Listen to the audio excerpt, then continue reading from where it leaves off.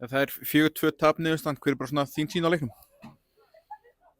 Já, bara ekki nógu góð, eðlilega miðað við niðurstöðuna. Mjög vond niðurstaða í þessum leik fyrir okkur og ég held að seinni 2 mörk andstæðinganna, mark 3 og 4, sem beri svolítið upp þá stöðu sem við erum í núna. Svona þið komist yfir snemma í leiknum og síðan skórið aftur líka snemma í seinni hálfleik. Hvað fannst þér svona vant upp á til að halda þeirra ákveði sem kom með í byrjun leiks? Hvað það er sem vantaði til þess að koma ákveðinni og halda henni út í 90 mínútur, ekki alveg, það er bara að blanda af ýmsu, það var meiri kraftur í andstæðingunum í dag og því miður þá er engjörandi fyrir lið eins og okkur sem erum í þeirri stöðu sem við erum í að vera með lítið sjálfstraust og brotna og auðveldlega og það er bara, það á ekki að vera í boði, við eigum að gera betur en þetta. Svona það er innkoma lettneska leikmannsins hjá Grindavík Njarðvík sem svolítið svona breytir leiknum. Fannst þér svona hvað var það svona við hennar leik sem að svona þeir réðu ekki við?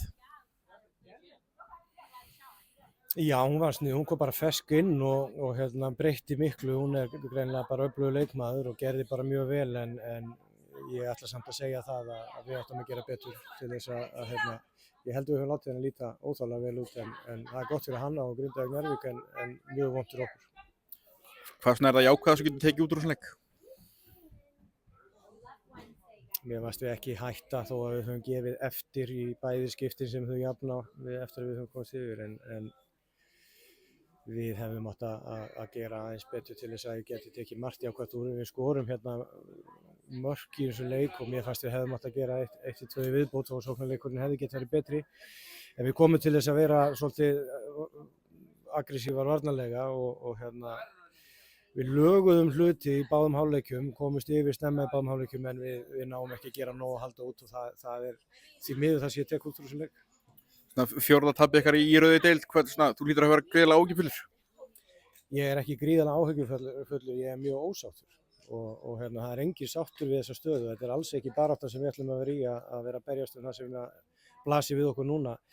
En eins og spilað er núna þá höfum við bara örfáa daga þangað til við erum að taka þátt í undanúrslitum í mjólkurbikar. Þannig að við getum eiginlega ekki verið að leyfa okkur það að vera með einhverjar þungar áhyggjur og barma okkur yfir þessu. Það er bara ein leið út úr þessu og við þurfum að gera það saman en næsta mál, deildin verður bara að fara á pásu núna.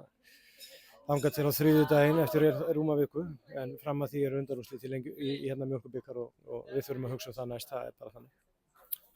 Keti Kassis er náttúrulega komin tilbaki í Þrótt, hún var ekki með í dag. Hver er svona ástæðan fyrir því? Já, Keti er að koma inn í þetta hjá okkur sem er mjög gott fyrir okkur og Bríet Fjóla líka en því miður þá eru þær ekki með leikheimild í dag og það er mjög slæmt. Þú sér þið fram á frekari styrkingar á hópnum áður en gluggalok?